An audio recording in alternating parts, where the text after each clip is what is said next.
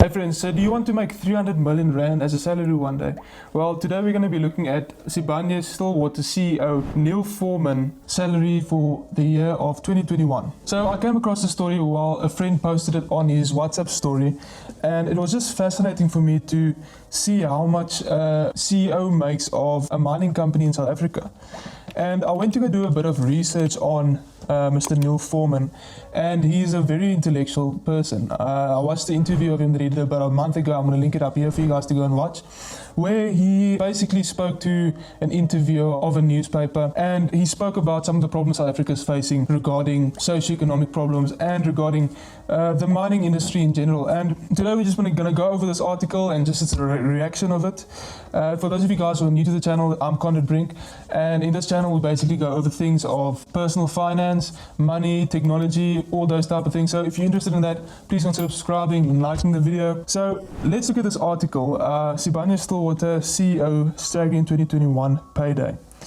Well, as you guys can see, Mr. Neal Froneman, he posted a record of, or his company posted a record of 33 billion rand profit, which 14 billion of that went to the shareholders. So obviously he is in touch with his company by providing value to the shareholders. The main thing here is that he made 300 million rand in 2021, and this is actually 5 times more that he received from the previous year. As you can see, his basic salary was 13 million rand plus a 7.8 million rand cash bonus, with the added 264 million as a conditional share proceeds. Perhaps he had some shares in it, so it might not all be his salary or bonuses.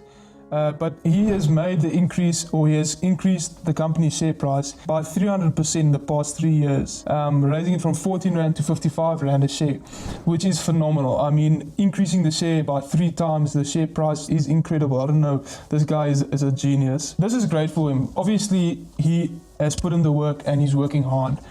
But the problem comes in where they say that he's not paying his workers enough, but he's paying them 700 rand a month. 700 rand a month, what can you do with 700 rand a month? I mean, 700 rand a month is not even enough for groceries.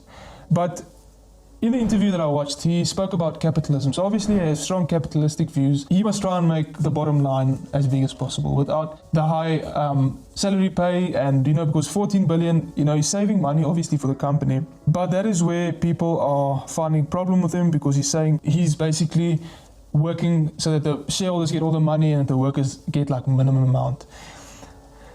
And to a degree I agree with this, but where I don't agree with it is that you could just be a bit more sensitive to the mine workers and pay them more. But the problem with that is, again, that if you give someone your pinky, they're going to want the whole hand.